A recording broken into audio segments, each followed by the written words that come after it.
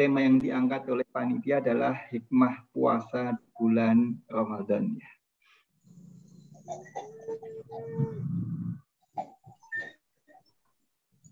Assalamualaikum warahmatullahi wabarakatuh. Waalaikumsalam warahmatullahi wabarakatuh. Bismillahirrahmanirrahim. Alhamdulillahirabbil alamin. Allahumma shalli wa sallim ala sayyidina wa maulana Muhammadin wa ala alihi wa sahbihi ajmain. Yang kami hormati Bapak Ibu anggota pengajian Trah, Pak Dr. Suma selaku Ketua Paguyuban atau pengajian Trah, dan juga semuanya termasuk ini tadi ada anggota mudanya. Kalau di IDAI itu anggota muda ini. Nanti Mas Jihan ya, Mas Jenar. Mas Jenar. Mas Jenar dan Pak Jihan. Mas Jenar dan Pak Jihan. Sudah membacakan surat Al-Baqarah ya, 183 sampai 187 yang menjadi dasar dari pelaksanaan ibadah puasa Ramadan. Insya Allah ya, mudah-mudahan mudah-mudahan tanggal 2 April itu akan masuk 1 Ramadan untuk wilayah Indonesia. Mudah-mudahan sesuai harapan kita bersama, Ramadan besok menjadi Ramadan yang lebih baik ya. Karena kita juga tidak tahu entah itu Ramadan yang terakhir atau bukan untuk kita. Mudah-mudahan yang penting bisa menjadi tadi Ramadan yang terbaik untuk kita. Amin ya rabbal alamin. Saya mohon izin untuk share screen. Bismillah. Jadi temanya lebih kurang seperti yang diminta oleh panitia adalah tentang puasa Ramadan. Hikmah-hikmah yang tersembunyi atau yang terdapat di dalam peristiwa puasa Ramadan dan rangkaiannya ya, tidak hanya puasanya itu sendiri. Kemudian juga bagaimana kita menyiapkan agar kita bisa berpuasa dengan baik dan dengan sehat. Kira-kira inilah topik bahasan kita pada malam hari ini. Mudah-mudahan bisa memenuhi harapan dari panitia dan juga para peserta. Saya mencoba menyampaikan dengan pelan-pelan. Yang pertama tentu Bapak Ibu sekalian, supaya mendapatkan kualitas puasa terbaik, kita harus menjaga kemurnian niat puasa kita. Kalau di dalam manajemen itu ada simbol Q itu quality ya. Quality. Memang di dalam Al-Quran juga dikatakan bahwa Allah menjadikan kehidupan dan kematian itu untuk menguji siapakah yang terbaik amalnya, ya terbaik. Jadi quality itu nomor 1, bukan quantity. Jadi kualitas itu nomor 1, kuantitasnya nomor 2. Jadi nomor 1 tetap kualitasnya dulu. A'udzu billahi minasyaitonir rajim. Alladzi khalaqal mauta wal hayata liyabluwakum ayyukum ahsanu amala wa huwal azizul ghafur. Untuk menguji siapakah yang terbaik di antara kita amalnya. Jadi sekali lagi huruf Q tadi di dalam manajemen berarti kualitas. Maka nomor 1 adalah penjaga kemurnian niat puasa. Murni ini dalam kemurnian niat ini di dalam bahasa agama biasanya kita sebut dengan istilah ikhlas ya. Ikhlas itu artinya secara bahasa harafiah itu tersaring. Jadi niatnya benar-benar murni gitu, tersaring.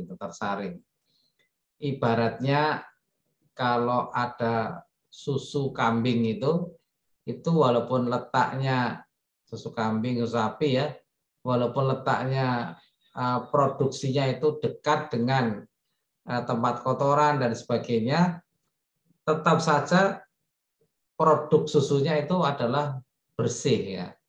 Maka itulah kemurnian niat kita dalam beribadah mudah-mudahan juga selalu tersaring dengan baik, tidak bercampur dengan niatan-niatan duniawi.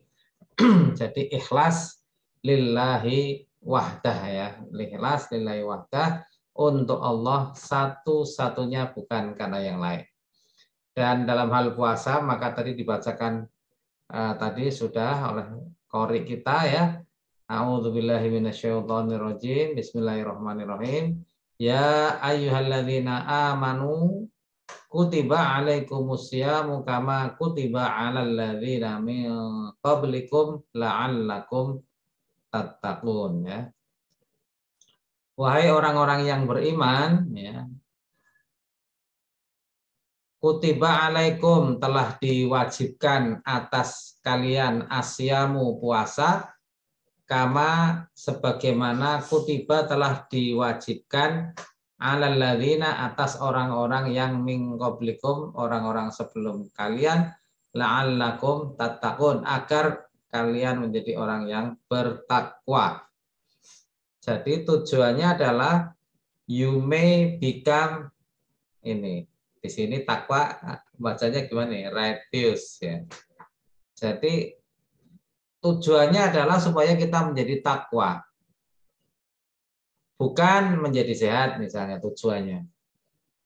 Bukan menjadi langsing misalnya. Puasa itu adalah agar menjadi orang yang bertakwa. Nah, nanti kita akan memahami dan mendapati bahwa selain ada goal atau tujuan, ternyata memang setiap ibadah juga ada hikmahnya. Bahwa puasa memberi hikmah kedisiplinan, hikmah sehat, ya, hikmah langsing, kolesterol turun, tensi turun, trigliserid membaik. Semuanya sifatnya adalah benefit, manfaat atau hikmah yang bukan tujuan kita, ya itu anggaplah bonus gitu. Jadi tujuan kita tetap ngibadah, tidak boleh bercampur dengan niat yang lain, sedangkan yang lain itu sifatnya adalah bonus, tidak kita jadikan tujuan namun kita mendapatkannya. Nah, itulah dua sisi yang selalu ada dalam sebuah syariat ya. Jadi ada sebuah kitab itu khusus membahas hikmah disyariatkannya sesuatu itu. Jadi itu ada hikmah di balik setiap pensyariatan itu ada, memang ada hikmahnya gitu. Hikmah yang paling gampang kita pahami adalah benefit atau manfaat ya. Kalau kita baca di dalam surat Al-Baqarah ayat 21, ini hal pertama yang bisa kita pelajari dari ayat yang terkait dengan ayat puasa. Allah menyatakan, ya ayyuhan nasu u'budu rabbakumul ladzi khalaqakum walladzina min qablikum la'allakum tattaqun. Akhir kalimat ini menunjukkan kalimat yang sama dengan yang tadi, yaitu la'allakum tattaqun. Ayat ini berbicara secara generik bahwa kepada semua manusia itu supaya mendapatkan la'allakum tattaqun itu adalah dengan cara u'budu rabbakum, menyembah atau beribadah kepada Tuhanmu, alladzi khalaqakum walladzina min qablikum, yaitu zat yang menciptakan kalian dan yang menciptakan orang-orang sebelum kalian. Jadi yang namanya takwa, la'allakum tattaqun, itu hanya dapat dicapai dengan ibadah. Dan puasa adalah salah satu ibadah yang ditentukan oleh Allah untuk mencapai takwa. Nah, itu rangkaiannya. Jadi kita bisa memahami bahwa dalam hal ini Islam merupakan suatu agama yang utuh, yang komprehensif, yang selain menjelaskan tujuan la'allakum tattaqun, juga menjelaskan metode tujuannya. Jadi kalau ada tujuan berupa manusia yang bertakwa dan masyarakat utama, kalau dalam istilah Muhammadiyah masyarakat utama, itu ada dalam ayatnya itu ada istilah khairu umat, khairu umat. Kalau ada kuntum jadi kuntum khairu ummatin.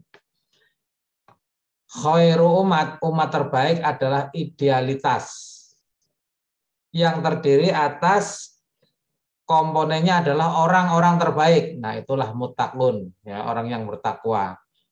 Nah, itu tujuan atau idealitas atau idealisme. Sedangkan metodenya Allah menjelaskan bahwa untuk membentuk manusia yang bertakwa, untuk membentuk masyarakat utama masyarakat yang bertakwa, tidak lain dengan cara beribadah. Jadi tidak ada tujuan mencapai takwa kecuali hanya dengan takwa. Jadi harus dengan ibadah. Tidak hanya dengan perenungan, tidak hanya dengan kata-kata, tetapi dengan ibadah. Itu sudah rumus. Jadi yang namanya takwa itu hanya dicapai dengan ibadah. Dan ibadah itu macam-macam, salah satunya adalah puasa.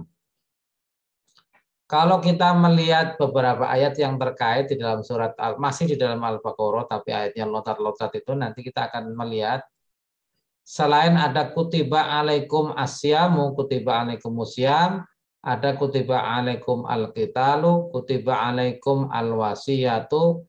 Ini semuanya pakai bahasa pasif, bahasa Arab namanya fi'il lil majhul, ya.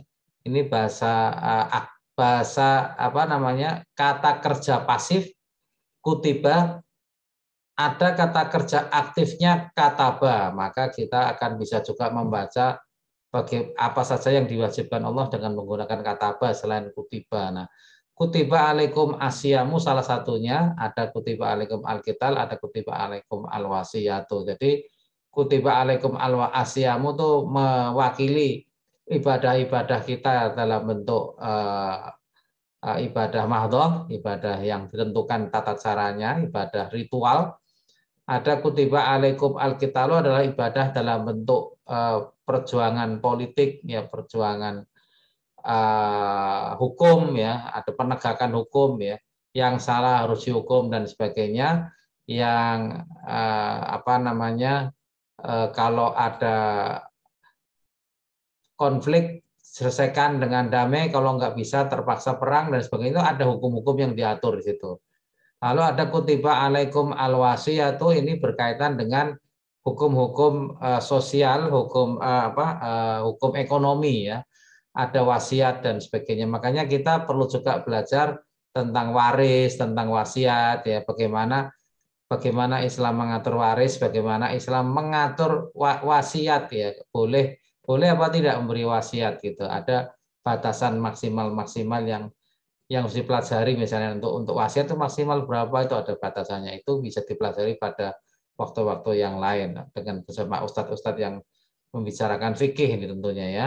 Ada yang pakai kataba dan seterusnya. Ini menggambarkan bahwa Islam itu adalah sebuah agama yang komplit, yang komprehensif, ya. Makanya kita membaca bahwa al-yauma akmaltu lakum, ya, dinakum itu waraditu lakumul Islam Madinah itu. Nah, ini selain ada tujuan atau idealisme, Islam juga memberikan metode cara pencapaiannya.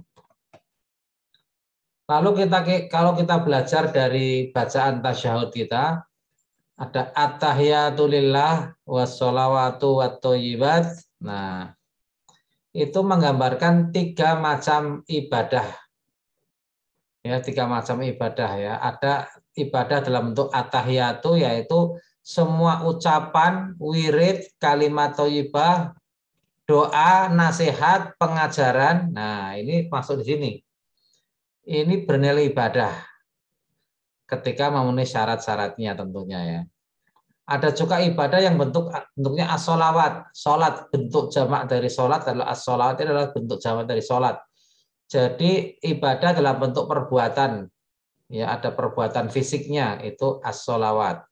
Ada at-thayyibat, ini adalah ibadah dalam bentuk atau dengan cara kita mengeluarkan harta benda. Ada infak, sedekah, zakat, donasi dan sebagainya, ini namanya at-thayyibat. Nah, maka kalau dikatakan selama bulan Ramadan itu kita ditingkatkan semua pahalanya selain ibadah Ramadan, maka inilah aspek-aspek ibadah yang bisa kita tingkatkan ya. At-tahiyatu berarti ucapan, wirid, nasihat, termasuk baca Quran, termasuk wirid-wirid itu, wirid pagi siang, wirid pagi sore, semua kalimat-kalimat thayyibah ya. Semuanya adalah nasihat, mengajar, taklim, ngisi pengajian, semuanya adalah at-tahiyat. Aktivitas berupa ucapan, wirid, nasihat, pengajaran yang bernilai ibadah, insya Allah. Lalu as-sholawat itu berarti kita meningkatkan sholat, meningkatkan ibadah-ibadah yang dalam bentuk perbuatan yang lain, dan atau ibad berarti kita meningkatkan ibadah dalam bentuk infak dan sedekah. Selain ada zakat, ya infak itu sebenarnya secara umum infak itu ada yang wajib, ada yang sunnah. Yang wajib itu namanya zakat kan gitu sebenarnya. Tapi biasanya kita bedakan jadi ziswaf, zakat, infak, sedekah, dan wakaf. Nah, semuanya adalah at-thayyibat. Nah, semuanya ini perlu kita siapkan. Jadi kalau menyiapkan Ramadan berarti menyiapkan at-tahiyat kita, menyiapkan as-sholawat kita, dan menyiapkan at-thayyibat kita. Jer Basuki Mawobeo kita siapkan semua biayanya. Ada biaya fisik, ada biaya waktu, ada biaya uang ini. Jadi kita perlu anggarkan juga sedekah selama Ramadan kira-kira bagaimana ini perlu disiapkan itu supaya tidak menjadi sekedarnya. Selanjutnya yang kita pelajari hikmah dari ayat-ayat puasa adalah bahwa Islam itu memperhatikan batas kemanusiaan kita, utamanya yang terkait dengan kesehatan. Kelemahan kita dalam bidang kesehatan itu sangat dihargai oleh Allah. Dan Allah menegaskan yuridullah bikumul yusra. Allah menghendaki kemudahan bagimu. Wala yuridu bikumul usra. Dan Allah tidak menghendaki kesulitan atau kesukaran bagimu. Tadi juga sudah dibaca oleh qori kita pada ayat 185 itu. Dikatakan syahrul Ramadan, bulan Ramadan, alladzi unzila fihil Qur'an, yaitu bulan yang di dalamnya diturunkan Al-Quran. Hudal linnas merupakan petunjuk bagi orang yang bertakwa, bagi manusia, wa bayyinati minal huda wal furqan. Dan petunjuk itu saling menjelaskan, ya, saling memberi petunjuk, wal furqan, dan menjadi pembeda antara yang benar dan yang salah, yang baik dan yang buruk, ya. Ini semuanya ada di dalam Al-Quran. Faman syahida minkumus syahra falyasumhu, maka barang siapa yang menjumpai bulan Ramadan, falyasumhu, maka berpuasalah. Tetapi kata Allah, wa mangkana maridon, wa mangkana minkum maridon, ya, siapa yang sakit, au ala safarin, atau sedang bepergian jauh, fa'iddatum min ayyamin ukhor, maka silakan mengganti dengan puasa pada hari yang lain. Yuridullah bikumul yusra wala yuridu bikumul usra walitukmilul iddata walitukabbirullaha ala ma hadakum wa la'allakum tashkurun. Nah, ini Allah menghendaki kemudahan, tidak menghendaki kesulitan. Dan untuk apa puasa itu? Yaitu untuk walitukmilul iddata walitukabbirullaha ala ma hadakum. Kita menyempurnakan ibadah kita, membesarkan Allah, mengagungkan Allah atas apa-apa yang sudah diberikan petunjuknya untuk kita sekalian. Nah, inilah puasa itu seperti itu, ya. Jadi terkait dengan ibadah dan pengagungan kita pada Allah Subhanahu wa taala. Itulah puasa, perlu kita jaga kemurniannya.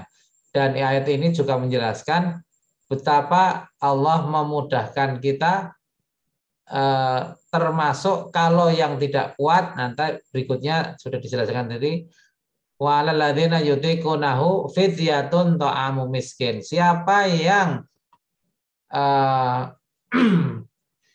tidak mampu berpuasa karena kelemahan fisik, maka fidyatun ta'amu miskin, hendaklah dia memberi makan kepada satu orang miskin.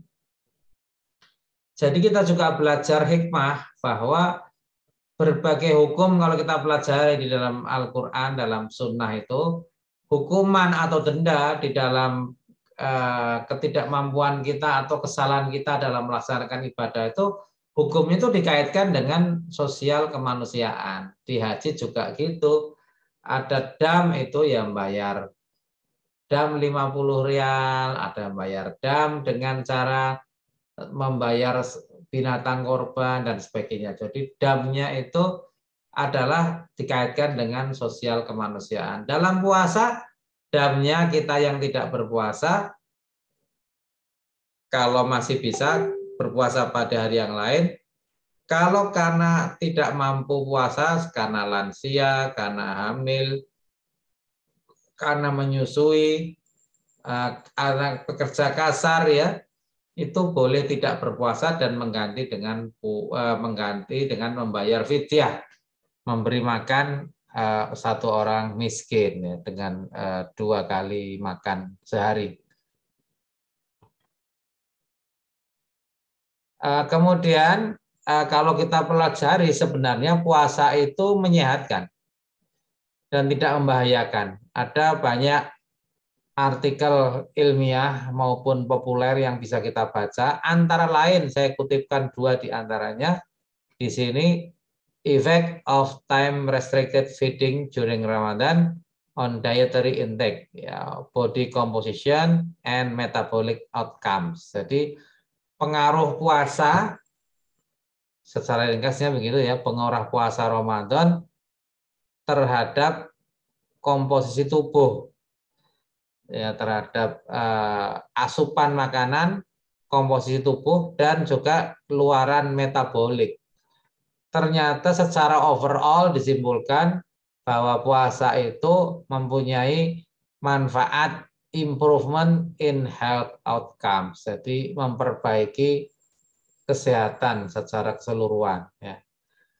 Detailnya banyak, kita juga bisa membaca pada berbagai artikel lain. Lalu pada artikel kedua ini, puasa ini pada pasien itu harus diperhatikan ya. Tadi sudah dibahas, ada secara umum kalau kita nggak mampu puasa karena sakit ya nggak usah puasa itu. Tetapi kalau yang masih ingin puasa dan dicoba ternyata mampu, itu nggak apa-apa. Dan banyak artikel yang menunjukkan bahwa puasa itu ternyata tidak membahayakan orang-orang yang punya penyakit kronis tertentu dan mungkin akan membahayakan pada orang kronis tertentu yang lain ya. Jadi kalau misalnya sakit mah saja ya akan membaik dengan puasa. Tapi kalau sakit mah yang keras, yang terjadi tukak lambung yang akut begitu ya bisa membahayakan. Sehingga kembali kepada hukum puasa kita, bahwa bagi orang yang sakit boleh tidak berpuasa. Bisa menggantikan pada hari yang lain, tapi kalau sakitnya kronis menaun, maka membayar fidyah, memberi makan pada satu orang miskin sejumlah hari tidak berpuasanya. Oleh karena itu terkait dengan ini bisa disampaikan rekomendasi bahwa perlu dipelajari, ya perlu dipelajari apa itu pengecualian dalam puasa, apakah treatment dan prosedur yang dapat membatalkan puasa, ya, dan bagaimanakah pengaruh puasa terhadap penyakit-penyakit yang dibahas, misalnya diabetes, kardiovaskuler, penyakit gastrointestinal, penyakit ginjal, dan berbagai macam penyakit. Nah, inilah perlunya orang-orang yang akan berpuasa dan punya masalah kesehatan berkonsultasi dengan dokter yang muslim, yang memahami apa itu puasa, apa itu pengecualiannya, dan sebagainya, termasuk hal-hal yang membatalkan puasa. Maka konsulnya sebaiknya pada dokter muslim ya, yang juga belajar tentang apa itu puasa. Nah, ini 2 artikel yang saya kutipkan antara lain. Lalu ada beberapa masalah yang sering ditanyakan dan sekaligus solusinya saya akan tampilkan. Bagaimana sih pola makan yang sehat ini supaya kita menyiapkan puasa dengan baik? Ya jangan sampai nanti puasa malah justru kalau ke kiri ini langsing nih, kalau ke kanan jadi gemoy, ya. Jadi malah jadi gemuk. Ya.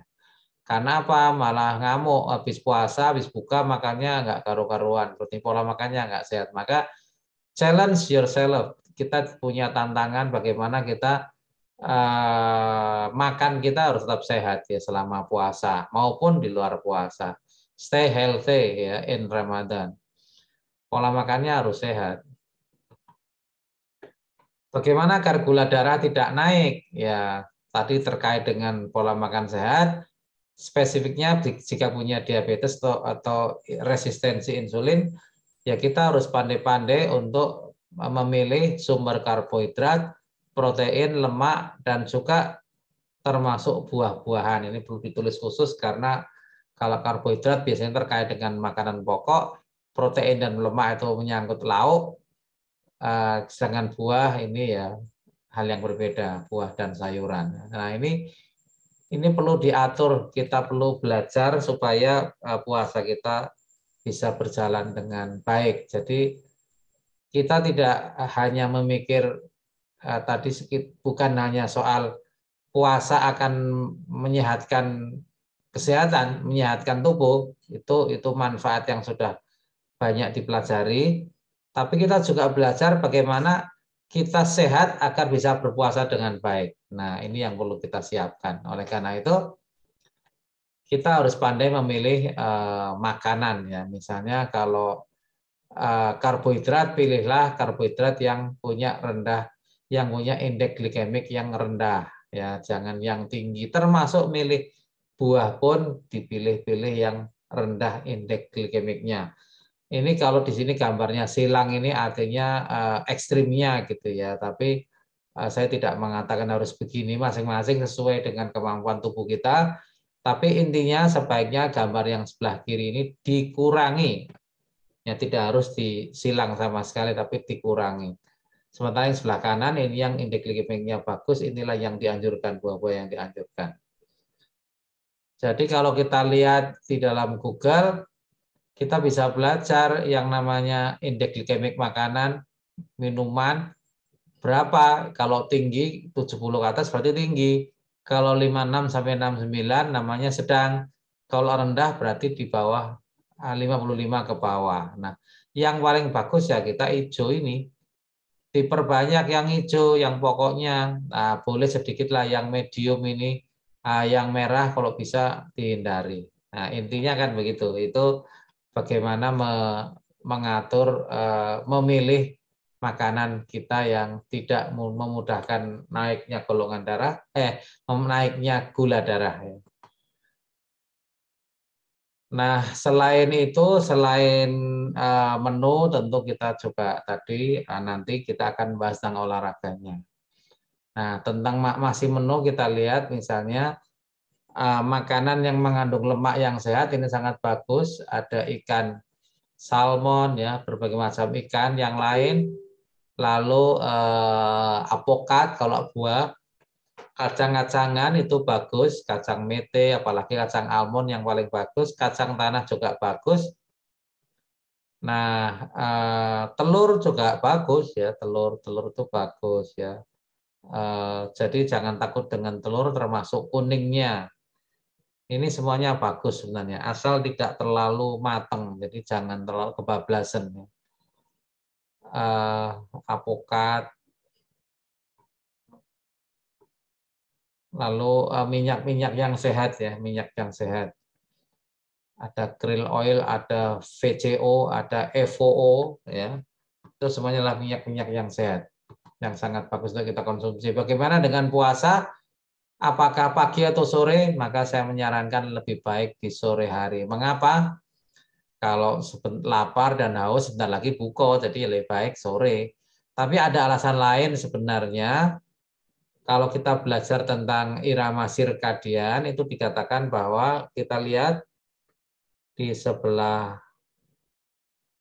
kanan, kita lihat 14.30 base coordination 15.30, fastest reaction time. Nah, ini kondisi tubuh kita bagus di sore hari ya. Lalu jam 17 ini ada greatest cardiovascular efficiency and muscle strength. Jadi kita apalagi yang punya riwayat penyakit tekanan darah tinggi, penyakit jantung, kardiovaskuler, kolesterol, dan sebagainya, memang olahraganya lebih baik sore hari karena kondisi pembuluh darah kita, jantung kita, otot kita yang paling bagus itu sore, bukan pagi. Ya, jadi kalau nggak punya masalah kardiovaskuler, pagi nggak masalah. Tapi kalau yang punya riwayat penyakit jantung, tekanan darah tinggi, lebih baik olahraga di sore hari. Tidak hanya Ramadan, apalagi Ramadan. Ramadan itu berkaitan lagi dengan tadi haus, lapar, sehingga sebelum dehidrasi kita sebentar lagi puasa buka gitu. Nah, saya kira itu Bapak Ibu yang hal-hal utama yang perlu saya sampaikan dari berbagai macam hal persiapan ini. Tadi yang paling utama adalah persiapan rohani ya. Persiapan rohani tadi meluruskan, memurnikan niat ya, lalu melaksanakan berbagai ibadah, ada at-tahiyat, ada as-sholawat, ada at-thayyibat, semuanya kita laksanakan. Sehingga insya Allah puasa kita, Ramadan kita besok akan memberikan makna yang lebih lagi dibandingkan dengan sebelumnya. Mudah-mudahan bermanfaat. Assalamualaikum warahmatullahi wabarakatuh. Waalaikumsalam warahmatullahi wabarakatuh. Terima kasih Ustadz atas sharing ilmunya dan tausiahnya. Untuk selanjutnya, ngapunten Ustadz, ini ada beberapa pertanyaan sudah ada di kolom chat. Tapi ini mohon izin saya bacakan ya, Tat. Nanti ini ada beberapa. Ini pertanyaan pertama, Tat. Untuk tahun ini itu puasa dimulai tanggal berapa, Nje? Kemudian amalan apa yang sebaiknya dilakukan pada malam pertama bulan Ramadan? Oke, Tat. Ya, insya Allah kalau di Indonesia insya Allah tanggal 2 ya. Sabtu ya, Tat. Sabtu. Kalau Sabtu mudah-mudahan sama, mudah-mudahan ya. Tanggal 2 Ramadan. Yang pertama tentu bagaimana kita menata hati kita supaya kita menyambut Ramadan itu dengan gembira gitu ya. Dengan gembira, dan semua ibadah kita juga kita sambut dengan gembira. Maksudnya jangan sampai malah waduh kok sudah adzan sudah adzan kok waduh misalnya gitu. Puasa juga gitu. Nah, Ramadan, oleh karena itu untuk mengondisikan hati kita, Rasul memberi contoh, para sahabat beri contoh. Kalau asar itu H-1 sudah asar kan sudah mau masuk Ramadan itu, kita sudah dibiasakan untuk membaca marhaban ya Ramadan. Itu adalah ungkapan kegembiraan. Bapak Ibu ingat kalau Bapak Ibu naik haji atau umroh, kalau datang ke tokonya orang Arab itu kadang-kadang dipeluk-peluk marhaban gitu. Itu pedagang itu senang sekali kalau kita datang. Nah, kegembiraan yang seperti yang diekspresikan oleh para pedagang itu mestinya menjadi kegembiraan kita ketika datangnya Ramadan. Senang, aduh, senang nih bulan yang penuh dengan kebahagiaan, penuh dengan peningkatan pahala, baik at-tahiyatnya, as-sholawatnya maupun at-thayyibatnya, semuanya akan kita laksanakan dengan sebaik-baiknya. Apa yang kita lakukan tentu setelah menyambut pada hari pertama itu menyambut dengan gembira, ya selanjutnya ibadah puasa dan rangkaiannya tadi at-tahiyat itu mencakup Ramadan ya.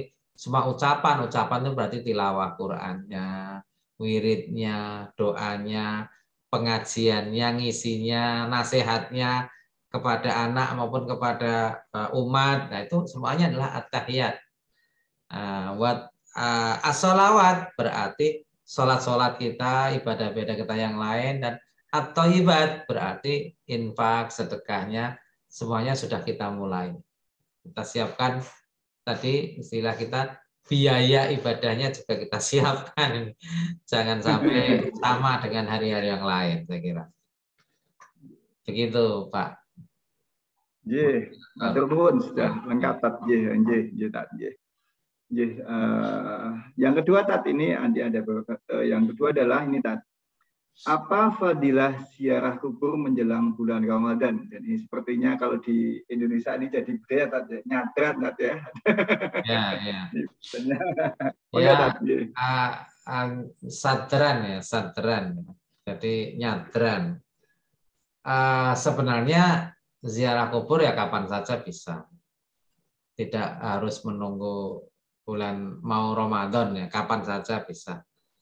Fadilahnya ziarah kubur ya seperti yang kita pahami adalah mengingatkan kembali pada kita tentang maut ya, yang paling penting. Dan kata Rasul, orang yang paling cerdas di antara kita adalah orang yang ingat mati. Dan kadang-kadang kita lupa. Saking seringnya kita melihat kematian, ini kadang-kadang bahaya untuk dokter ini. Saya, Dokter Suma, Dokter Asri, Dokter Enda, Dokter Arga tadi. Saking seringnya kita menyaksikan kematian, kadang-kadang seolah kematian itu hal yang biasa. Tidak lagi menjadi sebuah peringatan. Kira-kira hampir sama dengan saking biasanya kita menghirup oksigen dengan nyaman, seolah-olah tidak ada nikmat oksigen yang sebenarnya harganya sangat mahal. Nah, ini kadang-kadang bagi dokter tantangannya itu, mudah-mudahan bagi kita para dokter ini, ya semuanya saja nasihat yang sangat penting sebenarnya. Kematian itu sangat penting. Tadi pagi juga adik saya sepupu juga meninggal karena stroke 54 tahun, ya itu peringatan untuk kita semuanya, untuk saya yang masih hidup, bahwa kita harus menjaga amanah kesehatan. Satu, yang kedua kita harus siap dipanggil kapan saja karena kita nggak tahu kapan umur kita akan berakhir. Kalau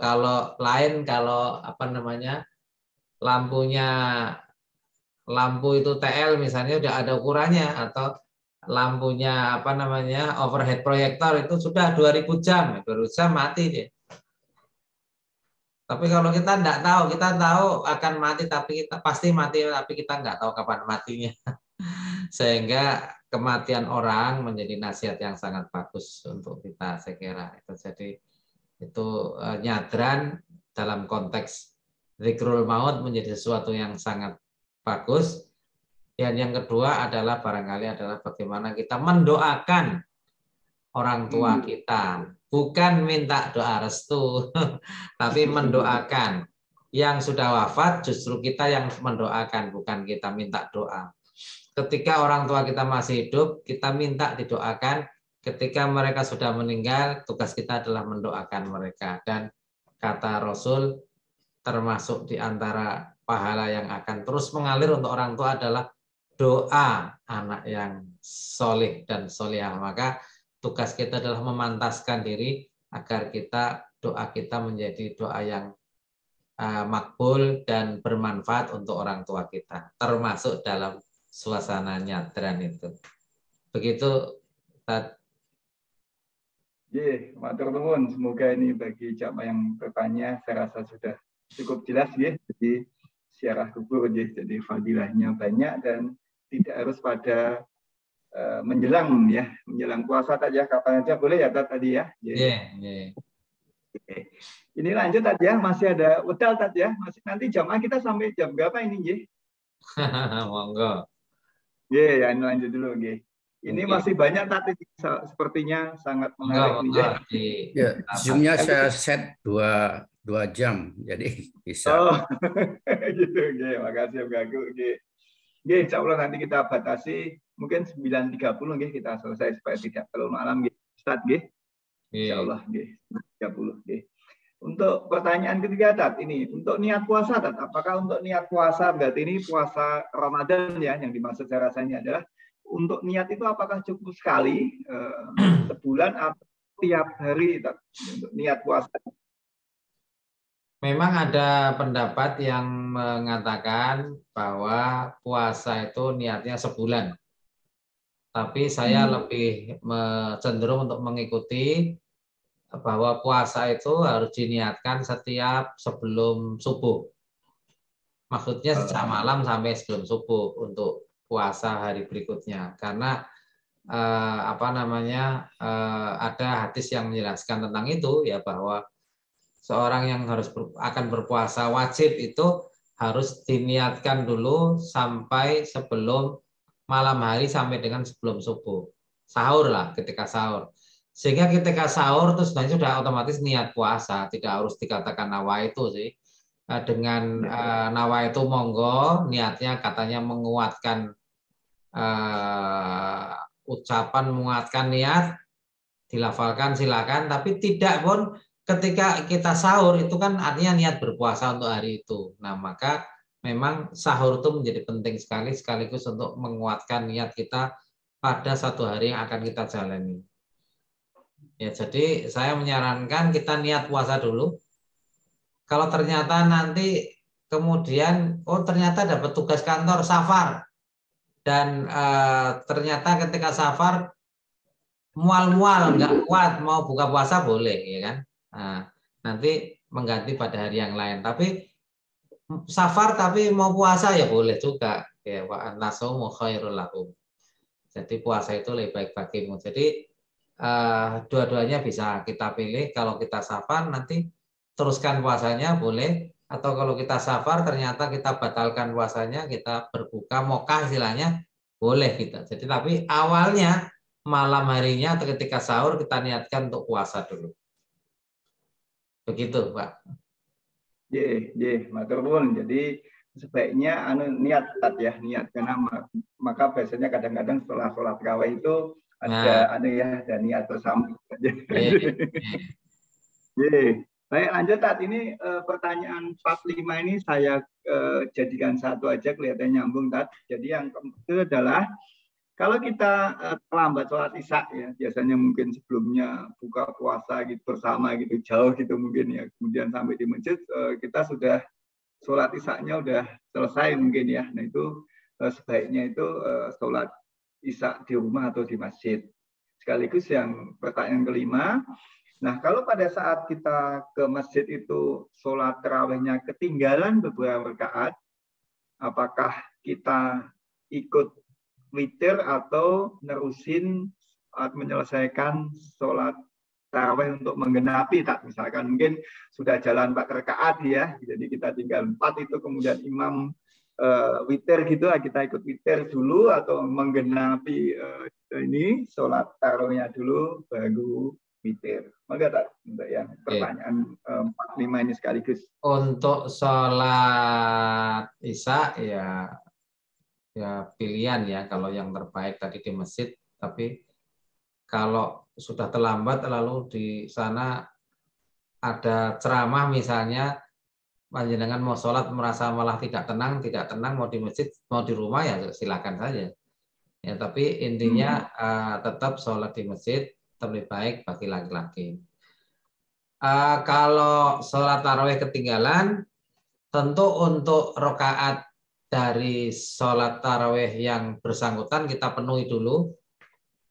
Kalau sudah 3 ya jadi lengkapi jadi 4 dan sebagainya. Ya kalau 1 lengkapi 2 atau 4, lengkapi dulu tarawihnya. Setelah itu misalnya baru 6 ya. Baru 6, sana udah 8, mau nambah 3. Panjenengan mau ikut witir ya bagus, boleh, nggak apa-apa. Jadi 6 plus 3 pun sudah 9 toh, 9 sudah sah juga kan tarawihnya gitu. Jadi dengan keutamaan mengikuti jamaah itu menjadi pilihan yang diperbolehkan. Nah, tapi kalau nggak mantep pengen 8, ya ikut tambah 2 dulu, lalu nanti witirnya ikut gabung walaupun terlambat gitu. Atau tarawih witirnya di rumah juga sendiri juga boleh. Tapi memang yang terbaik menurut kajian saya yang terakhir, memang ya sudahlah kalau kita sholat di masjid ya ikut jamaah. Jamaahnya witir ya usahakan kita ikut witir gitu. Itu yang terbaik. Jadi kita mengikuti jamaah. Jadi dulu saya sering mengamalkan, saya pengen witirnya malam. Lalu diputus witirnya nanti malam. Nah, tapi setelah saya ngaji lagi lebih lanjut, enggak bagus. Yang bagus tetap ikut jamaah. Bahwa nanti malam mau nambah lagi ya, nambah lagi sholat, tapi tidak perlu witir lagi gitu. Jadi sholat malam lagi, tahajud lagi, sholat lain lagi boleh, tapi tidak perlu witir lagi karena witir cukup 1 kali di dalam 1 malam. Begitu Pak, sahabat saya.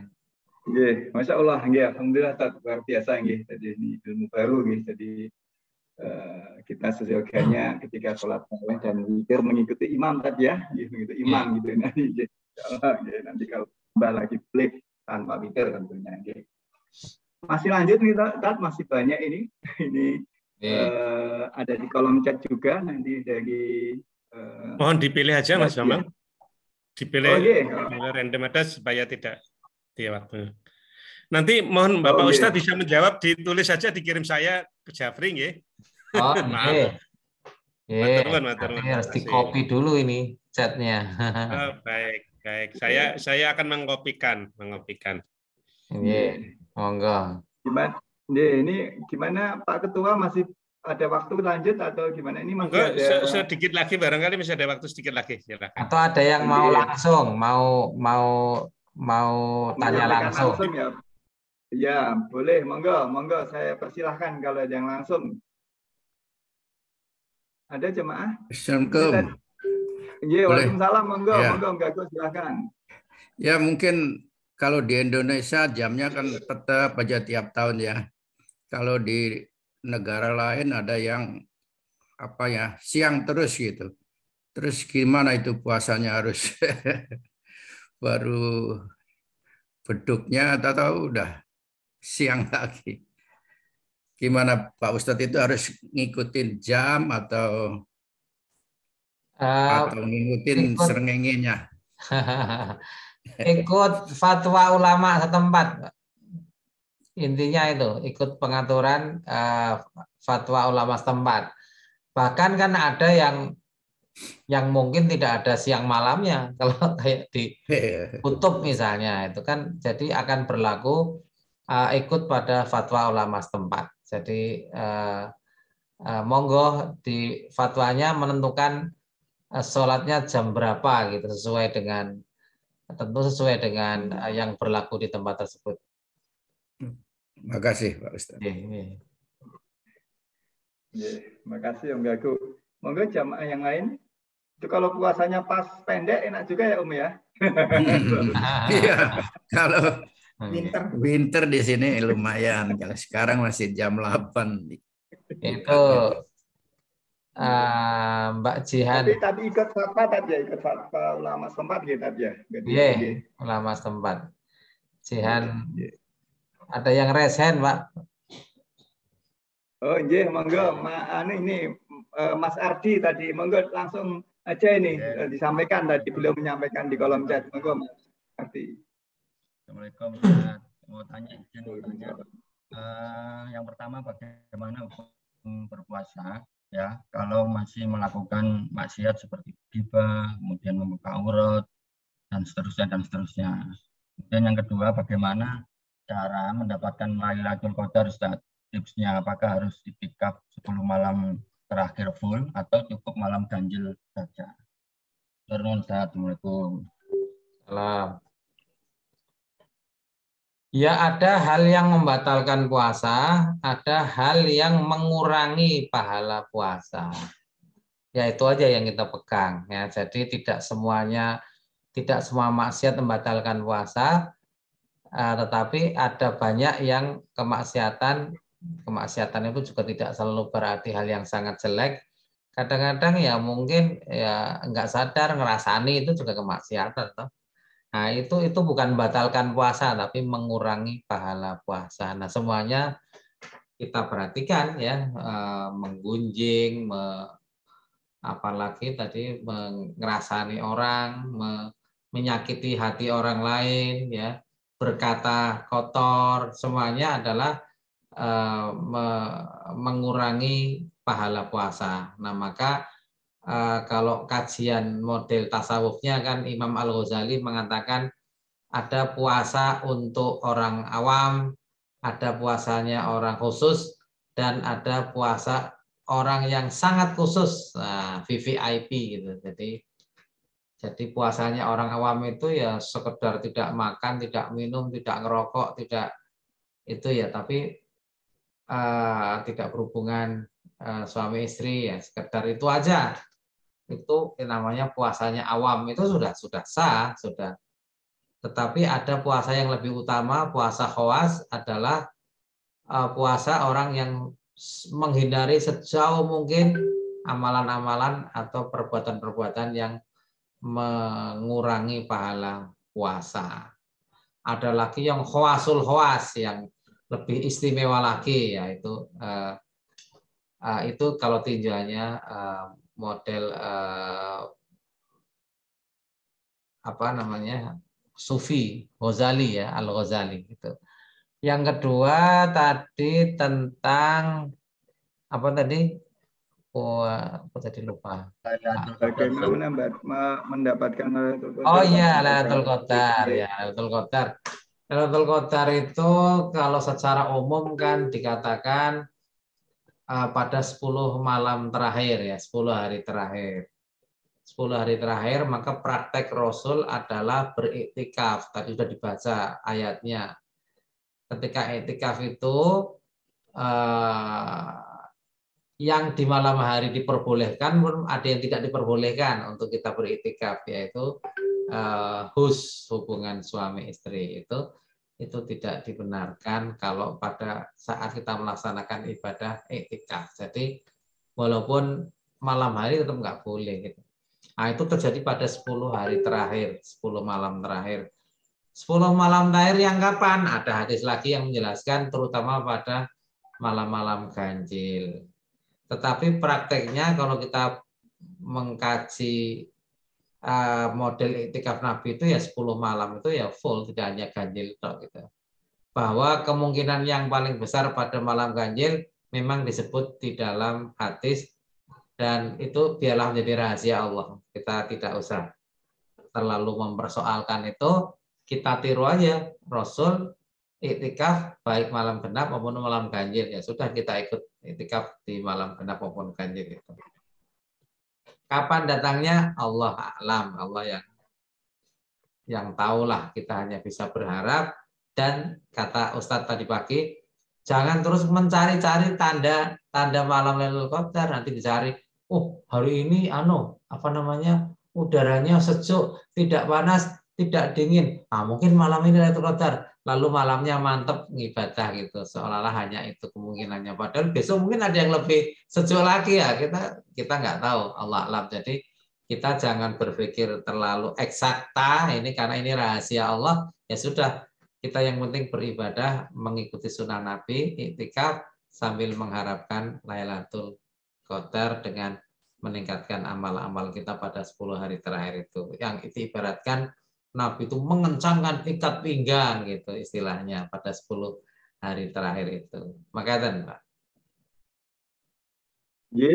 Matur nuwun Ustaz, Bapak Ibu jamaah, nampaknya waktu juga yang membatasi kita. Saya rasa mungkin masih banyak pertanyaan, semoga insya Allah nanti di lain kesempatan nanti kita bisa kembali untuk dibersamai oleh Ustaz Bambang. Insya Allah nanti Masya Allah kemudiannya cocok ini jadi banyak yang tanya. Masya Allah penjelasannya cukup bisa kami pahami. Demikian Bapak Ibu jamaah, saya mengucapkan terima kasih. Jazakallahu khairan Pak Bambang, semoga menjadi ilmu yang bermanfaat, ilmu jariah yang insya Allah bisa kita amalkan, dan semoga kita semua nanti bisa dipertemukan di Ramadan tahun ini, kita diberikan kemudahan, kelancaran dalam menjalankan ibadah puasa, dan semoga puasa kita pada tahun ini menjadi puasa yang lebih baik dari puasa sebelumnya.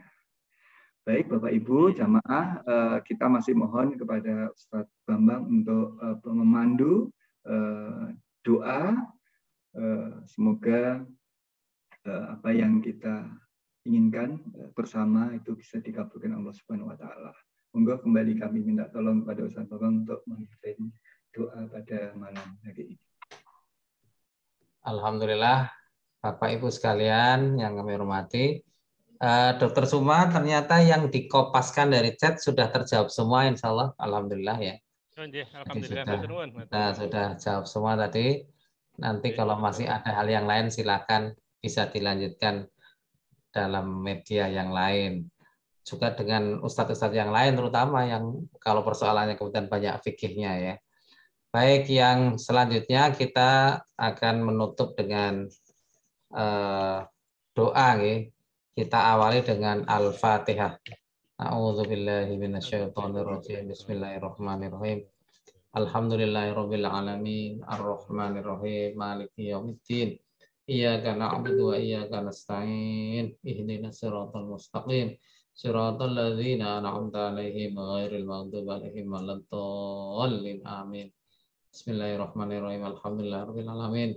Allahumma shalli ala Muhammadin wa ala alihi wa sahbihi ajma'in.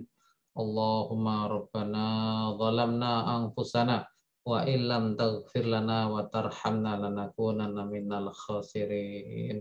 Allahumma ya Allah, kami adalah orang-orang yang sering kali melakukan penganiayaan terhadap diri kami sendiri, Allah. Oleh karena itu ya Allah, jika tidak Engkau ampuni kami ya Allah, maka kami akan termasuk orang-orang yang rugi. Allahumma ighfir lana wa liwalidina wa li jami'il muslimin. Allahumma ya Allah, ampunilah dosa-dosa kami Allah, dosa kedua orang tua kami ya Allah, dan dosa seluruh umat muslim. Allahumma rabbana taqabbal minna salatana wa siyamana wa ruku'ana wa sujudana wa qu'udana wa tadarru'ana wa tahassu'ana wa ta'abudana wa tamim taksirana ya Allah ya Rabbal Alamin. Allahumma ya Allah, terimalah amalan-amalan kami ya Allah, puasa kami, ibadah kami, sholat kami, rukuk kami, sujud kami, semuanya kami persembahkan kepadamu ya Allah. Oleh karena itu terimalah segala amal-amal kami ya Allah, dan ridhoilah dan jadikan dia menjadi bagian dari amal-amal yang akan memberatkan timbangan kami di akhirat kelak kami ya Allah. Allahumma shfi mardona, Allahumma shfi mardona, Allahumma shfi mardona. Allahumma ya Allah, sehatkanlah orang-orang yang sakit di antara kami ya Allah. Allahumma yassir wa la tu'assir. Allahumma ya Allah, mudahkanlah urusan kami ya Allah. Mudahkanlah urusan kami ya Allah. Bagi kami yang sedang mempunyai hajat, maka mudahkan urusan dan perkenankanlah hajatnya Allah. Amin ya Rabbal Alamin. Rabbana atina fid dunya hasanah wa fil akhirati hasanah wa qina adzabannar. Wa sallallahu ala Muhammadin wa ala alihi wa sahbihi ajmain. Allahumma barik lana fi Sya'ban wa ballighna Ramadan. Allahumma barik lana fi Sya'ban wa ballighna Ramadan.